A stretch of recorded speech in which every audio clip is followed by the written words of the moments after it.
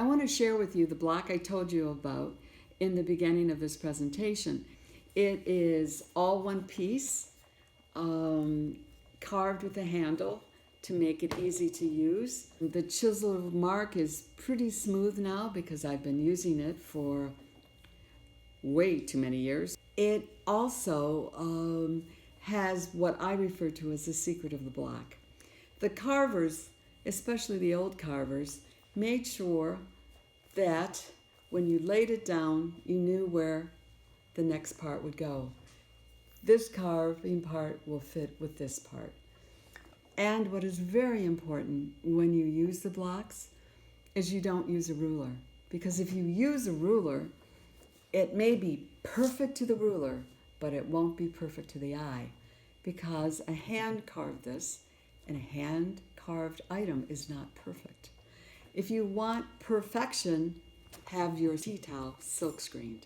If you want it blocked by hand, expect to see the hand. And so many of the blocks are worn like these. You may have pieces chipped out. So you learn to live with that. I certainly did. When I had enough clout at the university to ask somebody to dig into this block and find some fibers and have it carbon dated, they gave me a range. This block is from the late 1890s to somewhere around 1920. So this is a very, very special $6 block that in the antique world is probably worth a few thousand at this point. But it's my first block. You never forget your first love. In front of me are some of the blocks that are very, very special. The blocks here on my left are my blocks that are Florentine, carved by Filippo Romanali, who is a third-generation carver from Florence. The wood comes from the Tuscan or Florentine Chianti Shire forest. Filippo never had carved the wood blocks for woodblock printing. His father, however, had, and his grandfather, and he had their notebooks. And when I requested that I wanted something for fiber, he went to those notebooks. And you can see how absolutely, only one over here, how absolutely ergonomically wonderful it is to use. Easy for my hand. Some of the old blocks do not have that handle, and it's sometimes hard to hold on to, and you can make mistakes. And it makes your wrist sore. So I was really charmed by Filippo. This block that I'm going to use today to demonstrate how I actually put the pattern on the tea towel is the Florentine lily. It is not the fleur-de-lis, it is the Florentine lily. It has lily parts. Very different and very special. And Florence's answer to the French. I find the middle of the tea towel and make a visual crease. And then I find the other middle. So I am not measuring, I'm just sort of figuring out. I am using a wool felt pad on a piece of board covered with plastic. If this was a huge studio, there would be printing beds with pins and everyone would be very organized.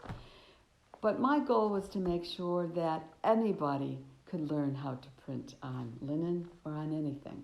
So I had to figure out how to make it accessible. I use a wool felt pad. You can use rug pad. And often I cover the entire table with rug padding. It's available at all of your home improvement stores and very, very cheap to use. In the old days also, they would use a term called flock your block, which would mean carving and cutting up rather little pieces of wool and putting it on a piece of wood so that it would accept the dye. Well, that's not what I'm doing. I purchased a paint pad. My neighbor made me this lovely holder, but you can use your hand to hold. But this allows me a little more freedom. The flocking is polypropylene probably, and it has a sponge middle, and I know that I will get the dye to the middle. I mix my own colors. This is Florentine blue. Lovely, lovely color. And what I do is I put using a palette knife, the die. My goal was not to replicate how woodblock printing was done in India or any place else that used blocks. My goal was to be able to have anyone do it and to use the designs in a modern and a fresh way. Sometimes I get really traditional and do it just like it was supposed to, but very usually I don't. Take the wood block, and I always tell my students to do it 3 times. 1, 2, 3, and to look at it to see whether it's covered well. You can see it's shiny. Because if you take this block and went like that, you just get a lot of schmutz. I'm going to start in the middle. And Filippo was a genius. He made a mark on the block itself so I could make sure I knew where my middle was. And I press. And there it is. Start in the middle so that I can keep going.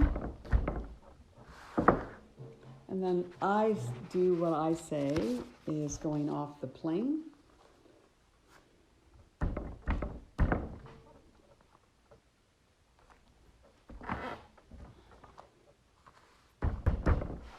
You will see that the patterning can have a rhythm to it.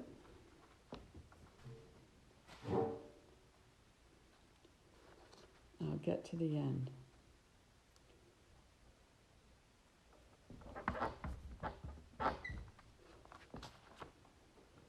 I will only do the next row so you see how I began to build. 1, 2, 3. I will put my pattern and I will eyeball in between both. One thing that you always have to be careful of is if you carry any on the side. I'm going to clean my side because I don't want it to be messy, and I'm very messy. Voila. The next row will be just like this one. It will start in the middle and go that way. Now you say, is that going to be washable? Yes, it is. It will be heat set on this wonderful 1950s Iron-Rite ironer called a Mango. It will give me heat. I can set it for 30 seconds and then keep moving the towel through the Mango and the entire towel will be set. Then it can be thrown in the washer and dryer. And if you want it rustic looking, you can take it out when it's a little wet. Go like this with your hands. And if it needs to be high British perfect, you will iron it. For 20 years, I taught how to woodblock print on tea towels, on table runners, on t-shirts, on whatever anyone wanted. And I began thinking about the importance of having something that I can consistently play with designs and patterns. I came up with the crazy idea of a Tea Towel of the Month Club. Kind of a play on what was going on in the 50s, that people would collect things, that it would be fun to be able to have an affordable, beautiful object, because that's what I believe. That's what I loved about the artist Mark. I believe ordinary, everyday things should be beautiful, and that's how I was raised.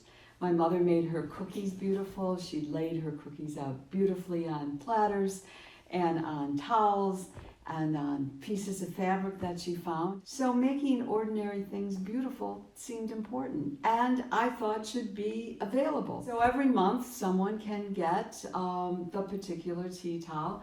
Sometimes it's the Florentine Lily, it can be the Pizzelli, and I thought, who would want this? Someone my age, someone who was an antique collector, who was charmed by tea towels.